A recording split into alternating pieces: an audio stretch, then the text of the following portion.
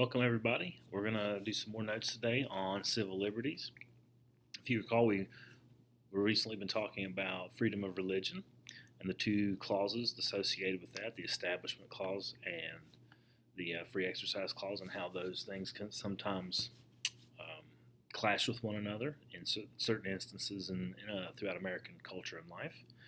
Today we're going to look at your right to privacy, which is also a civil liberty, a constitutionally protected right that you have. Okay, so without further ado, really, when I think of right to privacy and infringements upon it, one of the first things I usually think about is the Patriot Act, which I don't know that it happened in your lifetime. I can't remember how old you guys are, but basically, the USA Patriot Act, it stands for something. It's not just a name. It's USA, Uniting and Strengthening America, and then Patriot Act, by providing appropriate tools required to intercept and obstruct terrorism. So that's uniting and strengthening America by providing appropriate tools required to intercept and obstruct terrorism. Now, it's called the Patriot Act on purpose to instill a feeling of American pride. But really, what the Patriot Act does is it gives the government the power to do surveillance and detain people suspected of terrorist activity. And it gave the federal government very broad powers of surveillance to do on its own citizens within the United States. So, and at the time, it was very highly supported by a lot of people because of fear. I mean, you guys probably weren't alive for the September 11th attacks, but it was a very scary time to be an American. First people were really upset and sad, and then that sadness turned to anger, and that anger turned to let's go get them, and we're going to have some vengeance, and we're going to get them by any means necessary.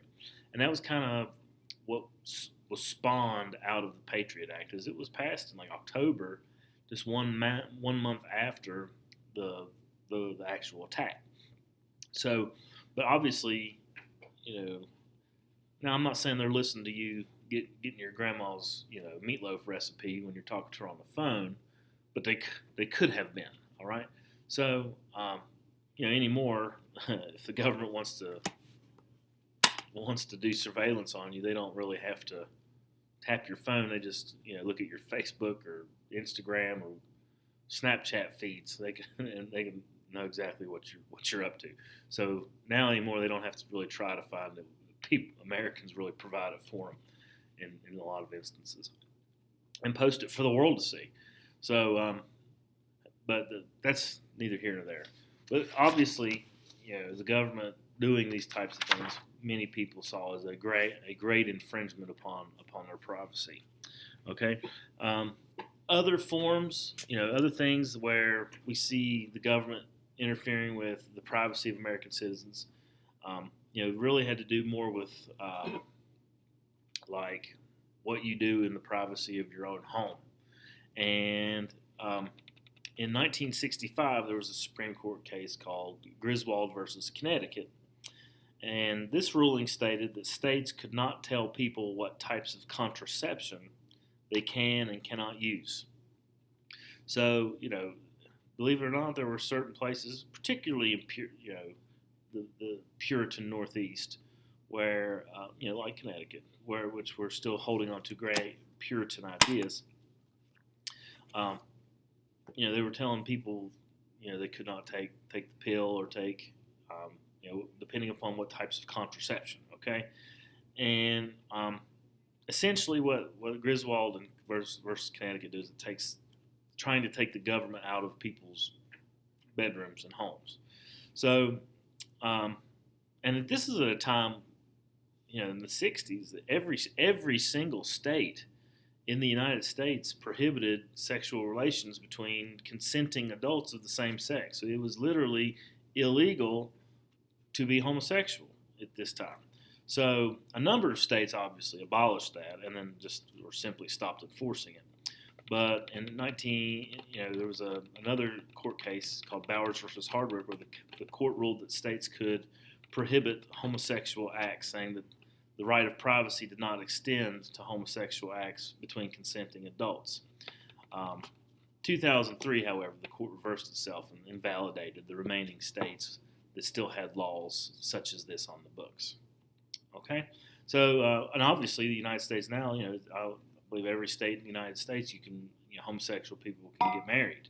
So America has become much more progressive in its approach to homosexuality and a person's right to privacy. Okay, all right. So this next part is, I'm not going to come close to finishing this. In fact, I may just do a little bit, and then we'll just have a brief section of notes today. So, but it's about the rights of people who have been accused of crimes. Okay, and basically, this is just your legal protections that have been established to preserve the rights of individuals. All right, the common term for this is procedural due process, which is one of your vocabulary words, and this term refers primarily to procedures that authorities must follow before a person can be legitimately punished for an offense. And there's no one single amendment that we can point to say these are your rights of accused people. This is where procedural due process is found. It's found throughout the Bill of Rights, particularly in the 4th, 5th, 6th, and 8th amendments. These are the amendments that are specific to procedural due process and for how the procedures for accused criminals are to be handled. All right. So we'll look at the first one, and it's the 4th Amendment. Okay. So, and it's about search and seizure. So the 4th Amendment calls for police to have a suspicion of wrongdoing, also known as probable cause, or a judge's permission before they can legally search your person, your car, your residence, whatever. Although, if you are involved in an offense that can lead to a permissible search that uncovers wrongdoing, that's okay too. If you're in the act of committing a crime, you can be searched. Okay, so now this does, obviously the 4th Amendment does not entirely protect citizens from being searched whatsoever. Like I'm sure many of you guys have been with your parents or been driving yourselves and had to go through a sobriety checkpoint. So basically, when you go through a sobriety checkpoint, the police are stopping every vehicle that comes by. They're not picking and choosing. They're stopping everybody. So, when they stop you, they look in the car, they shine their flashlight around, they're checking you, seeing if they can see anything. And how is this not an invasion of your privacy? They are kind of searching through your, not opening the trunk or anything, but they are looking into your private vehicle. So the Supreme Court says it's okay to have sobriety checkpoints because it's for the purpose of protecting public safety as long as everybody is stopped and no one is singled out. So why don't we have narcotics checkpoints? Why can't we stop and stop vehicles and take a look around, see if there's illegal drugs in there? Because drugs can also cause a public health thing. So it was ruled that if in a Supreme Court case, it was Indianapolis versus Edmond, that if a car is stopped to search for drugs, it would be a violation of the 4th Amendment because a police officer would actually need suspicion or probable cause before they could search. Now, obviously, if you have drugs sitting on the dashboard or in the seat beside you where they're in plain sight, then that would, that's not good for the person who has the drugs because that's illegal. So, and that's also in plain sight. No searching had been done. So, but what about students at school?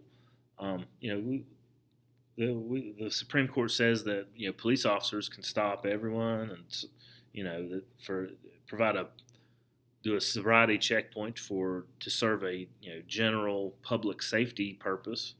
What about students? Like if I'm a teacher and I get information that a student in one of my classes has drugs in their book bag and they're carrying it around, and that's all I know. That they just tell me that somebody has drugs in their book bag. Can I look in their book bag? Actually, I can. I'm not a police officer. I am a school teacher, and I don't need probable cause. Um, so you actually have fewer rights within a school building. Okay, so keep that in mind. Hopefully, you guys don't have to worry about that. I'm sure you don't. But yeah, like teachers and principals are not police officers. They don't require probable cause, and since you are in a school building, the school has a certain responsibility to obtain to maintain a a certain measure of safety for its students. And if a student has possession of substances or weapons that could cause harm to themselves or others, it is within the school's scope to search and confiscate those items. And then, obviously, if you have drugs, call the police because, I'm just a teacher. I can't be carrying drugs around either. So I would have to call the police. At that point, I'd give them the narcotics. Okay, so it's different between police searches and teacher searching. Okay, so and we'll examine that a little bit more in the future, and I'm sure you may have some questions about that as well. So I'll go. We'll do a short section of notes today. Just do the Fourth Amendment really, and if you guys have questions about any of this stuff, obviously don't hesitate to give me a shout on Schoology, and I will help you in any way that I can. Um, we'll just kind of continue on as we have been. And if there's anything I can do for you, just let me know. So take care and make a snowman and have a great day.